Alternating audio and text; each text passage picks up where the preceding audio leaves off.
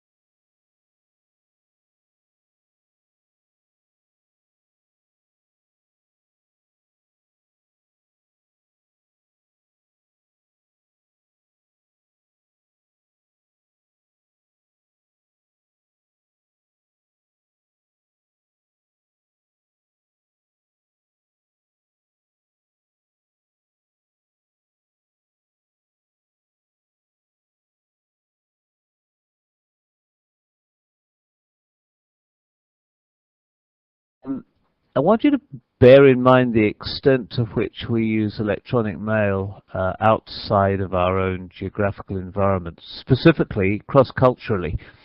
I used to teach a class on organizational communications at UNR in the business school there. And there are always quite a lot of students from China and Korea and Japan. And it was always very interesting to get them to do a little split the class, and you had the American students write an email, and they would write an email, and basically you were trying to cue them into the fact that they worked for a manufacturer, and they were trying to get the distributor in the foreign country to generate a few more sales, you know. So politely suggests that they needed to kind of you know, step up to the plate, as people sometimes say. So the email part of this process was quite fun, because we might get one of the Asian students to read the email and say, okay, well, precisely what does that mean to you, you know? And you'd get to phrases like "step up to the plate," and of course students that have been in the US quite some time had no difficulty with that. Those that hadn't been there quite so long would often be quite confused as to what that meant. And so, you know, the sports analogy thing, and many other kinds of statements that we make in the normal course of conversation can really get us in trouble in our multicultural world. So I just want you to bear that in mind. Many of you, I know from your week 1 forum posting, are very much based in not just in the US, but fairly locally. So you're not even really dealing too much with people, communicating with people even the other side of the US. But for some of you that's not the case.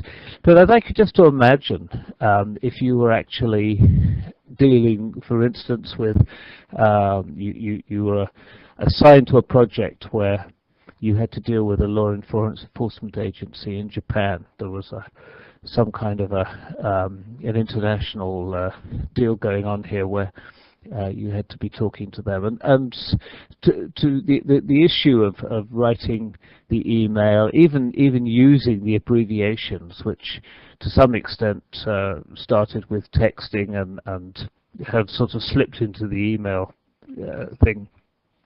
That all gets into big trouble if we're dealing on a cross-cultural kind of basis. So the Brennan-O'Leary paper is very much along the same lines, isn't it? We're looking here at why email communications can often seem very polite. I'm sure we've all experienced that. Even if we know the person, we had this email and it just seemed out of character. And then when you talk to them, you realize that that was simply a function of the communication means. You know, they were running out of the office, they saw your email, they thought, oh, must get back to him.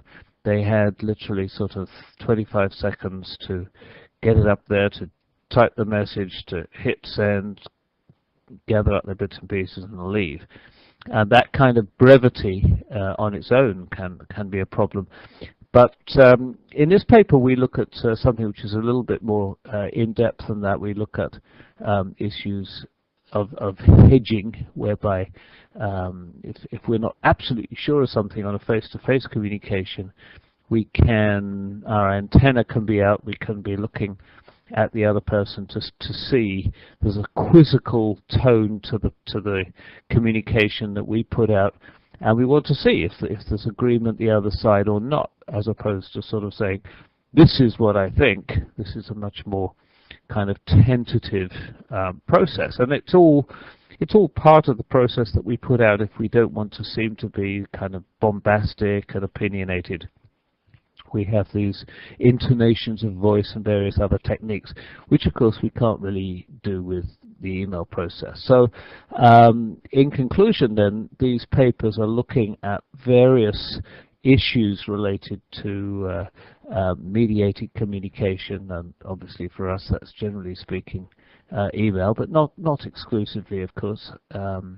these things occur also even in the written word in terms of websites. People can make certain assumptions with regard to how websites are going to be read and used, and they're not necessarily accurate. But focusing on the immediate processes involved in email, I hope you find them interesting.